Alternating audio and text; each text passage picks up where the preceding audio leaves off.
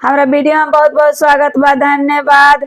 बंदे चारों कोना बीच बाजार रे, बंदे बंदे चारों कोना बीच बाजार रे, बंदे बंदे बीच बजरिया बहनैया रे, बंदे बंदे बीच बजरिया बहनैया रे, बंदे बंदे चलो सरवा मलिया दुकान रे, बंदे बंदे चलो सरवा मलिया दुकान रे, बंदे बंदे खरीदी दे बोलड़ी लागल मौरी रे, बंदे बंदे खरीदी दिहब लड़ी लागल मौरी रे, बंदे बंदे सरवा गोली बारा छोट रे, बंदे बंदे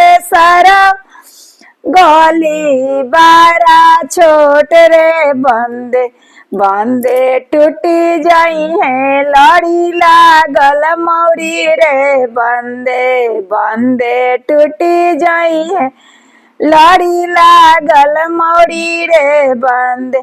यही में रउआ लोग बियाह शादी में गायब तो सब कुछ मिला के बाद सूट के टाई के सब चीज के, तो हम इतना बड़का और वीडियो बना दे तो रउआ लोग के देखे में असंभव हुई, ऐसे हम छोटा करके हम गीत गईनी है।